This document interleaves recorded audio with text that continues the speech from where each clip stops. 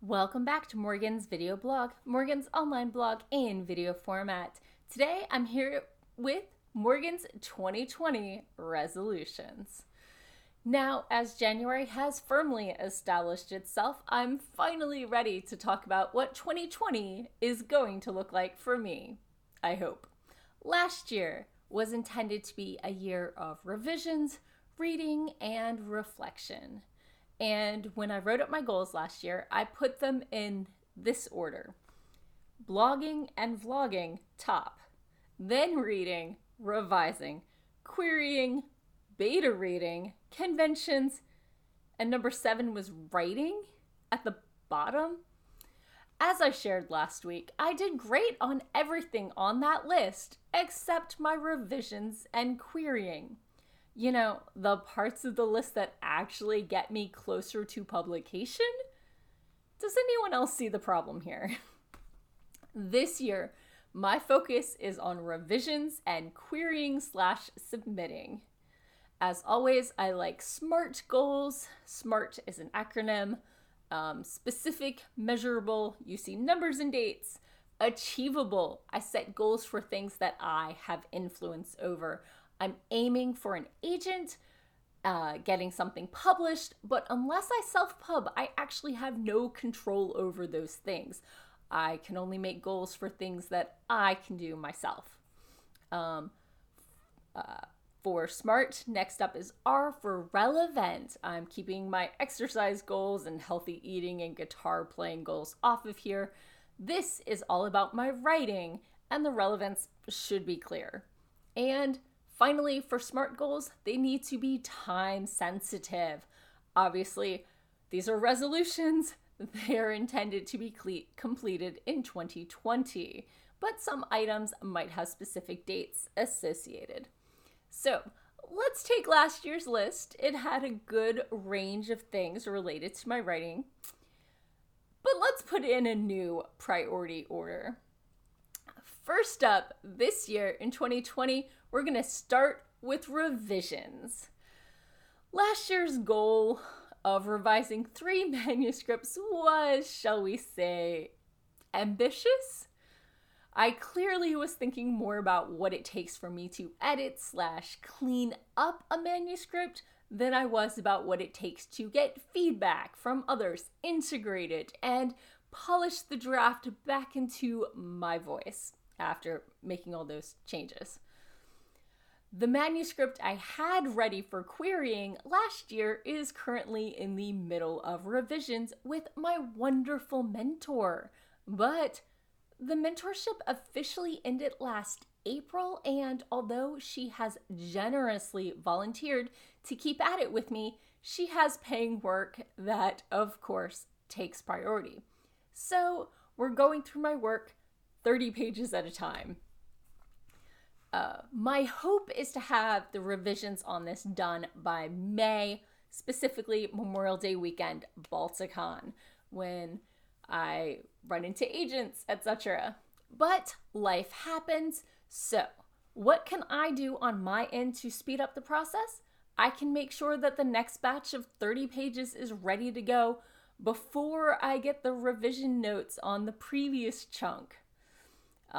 While changes to the chunk she's working on right now might influence these 30 pages that are waiting to get sent, I know that I'm taking a secondary character out of a lot of scenes on the third of the novel, and that I'm changing the motivation for the next leg of the journey, and all of that needs to change. Plus, well, I've talked about how I'm not a hugely visual writer before, and how I focus a lot on what's going on in the character's head and how they're feeling, and that maybe their physical sensations and the actions, but I don't necessarily physically describe the world. And that's a lot of what my mentor keeps reminding me to do. So all of these changes I can make without even waiting for the next round of notes from her. So, but of course there is going to be some downtime, and To fill that in, I've been nudging my alpha reader, who has my middle grade novel. It's a contemporary fantasy school play story, and I should hear back from her in the next week or two.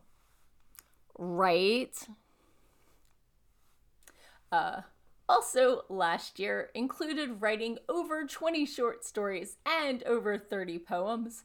Between revising the middle grade novel and getting those shorts and poetry ready for publication, I've got a lot of revisions to work on. But only 2 big ones, so that's good. Other things I can fit in between without feeling like I have to set them aside when the other stuff comes.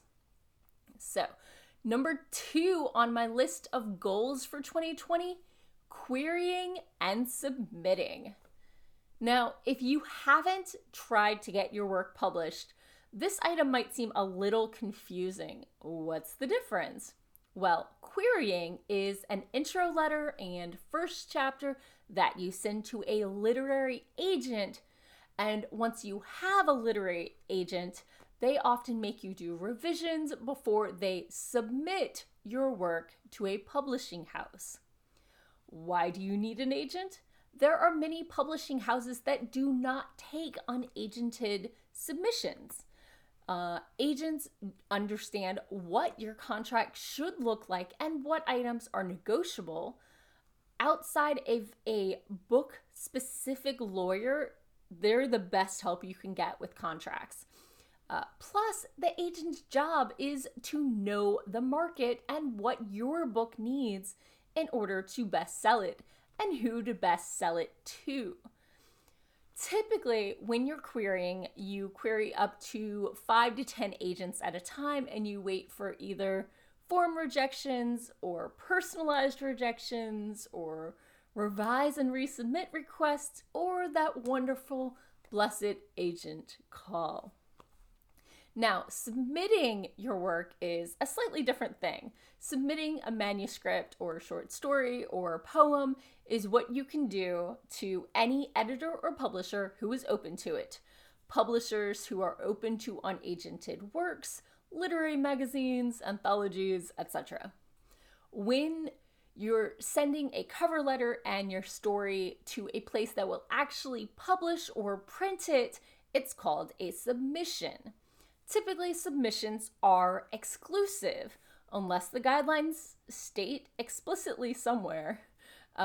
So you have to wait to hear that no or that yes back before you can send it to another publisher. This year, for my short stories and poetry, I'm going to try to get 5 stories ready for publication and submit them to at least 10 markets. Not each, just I'm submitting at least 10 times. So each of them twice, I guess, unless they get accepted, which would be awesome.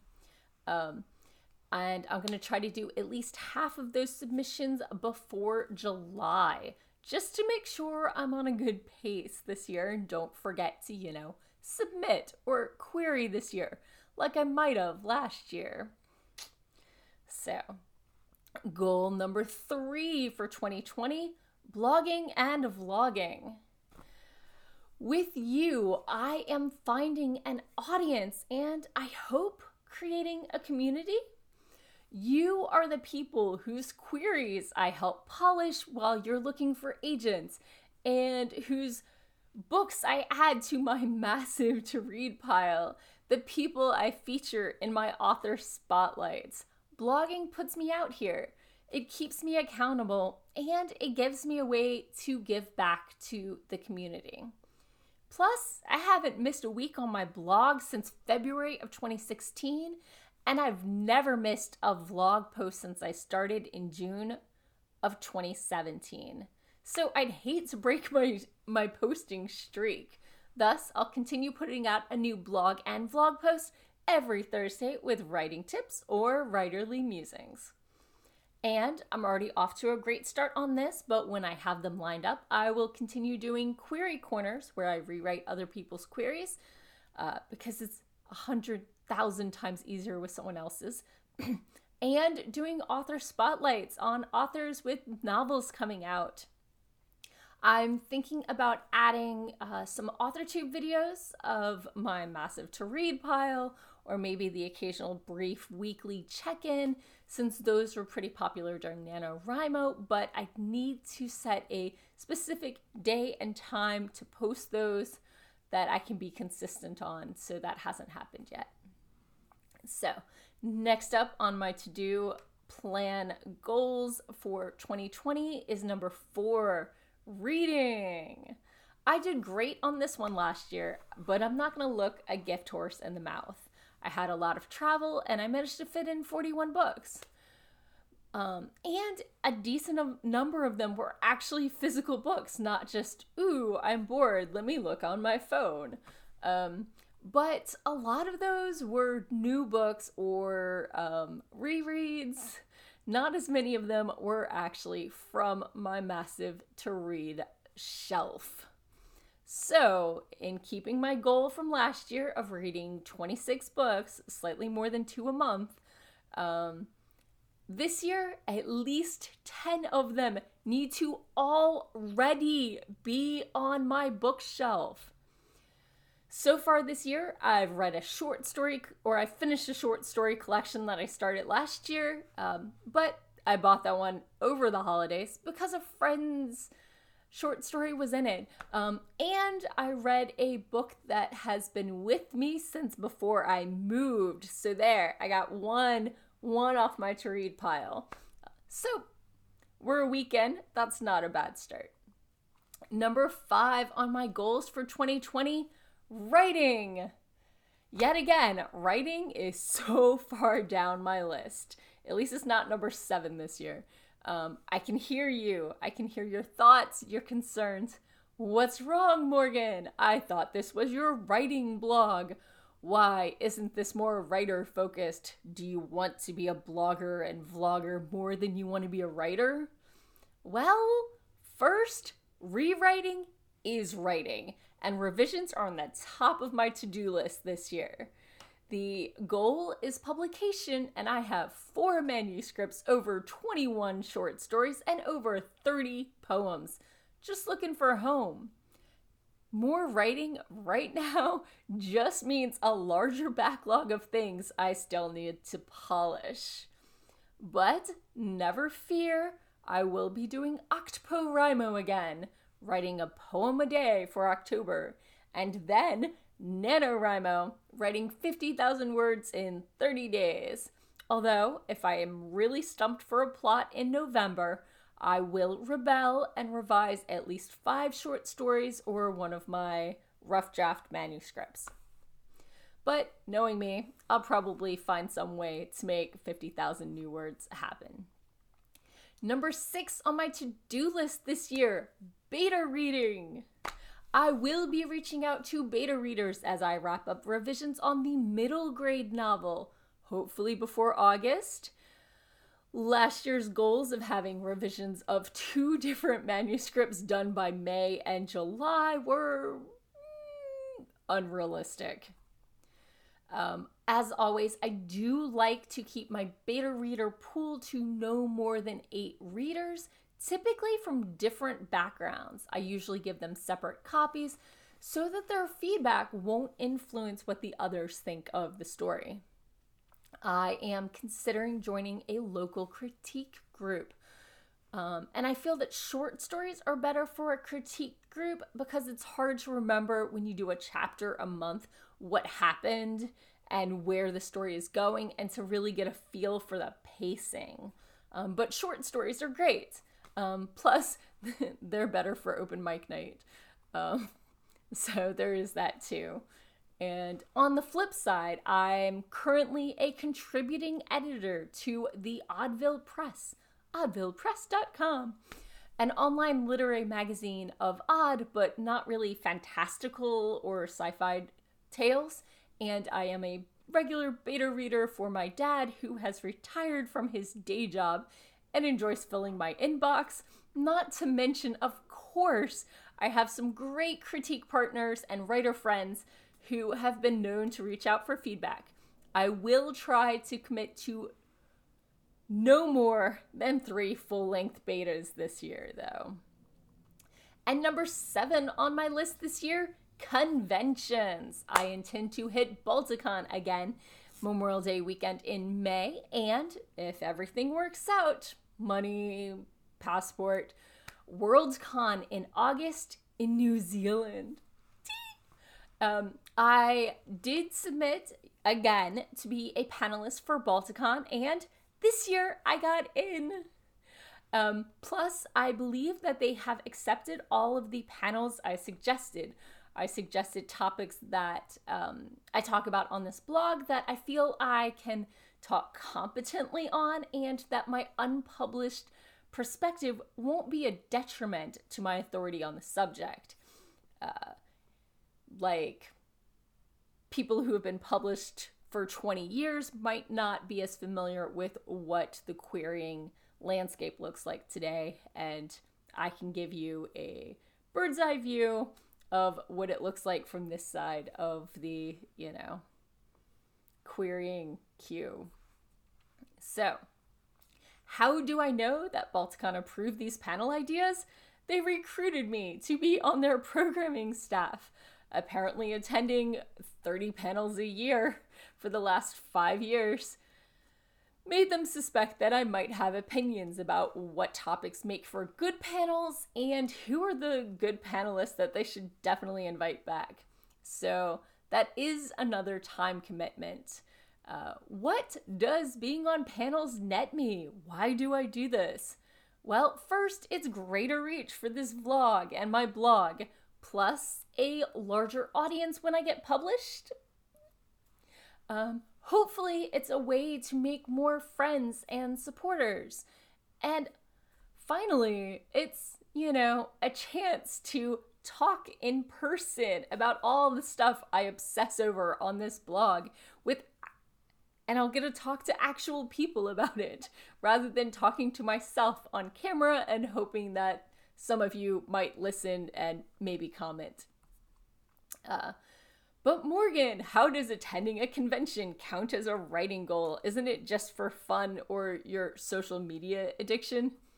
Well, if you've been following my blog, you've probably noticed that over half the content is actually write-ups from notes at convention panels. I attend the panels so you don't have to. And also for those who can't attend conventions or panels or both. Also, as my sister teases me, she's like, she tells me I'm acting like a teacher who's trying to get all her recertification credits in one weekend. So there's a little of that. I feel like I learn a lot at these panels, and it's nice hearing other people talk about their writing. So, plus, as I said in my post on attending conventions, there is always the networking aspect. The science fiction and fantasy conventions that I prefer are full of readers and writers and even some agents and publishers. So, in summary, as is becoming my trend, the first part of my year will be focused on revisions. The middle part is on conventions and the end on writing. Except December, because I'm not a writer in December. Of course, I will be reading, blogging, and vlogging the entire year. And we'll have to wait until January of 2021 to see if I had 2020 foresight. What does your plan for 2020 look like? Did you build in flexibility? And how smart are your goals?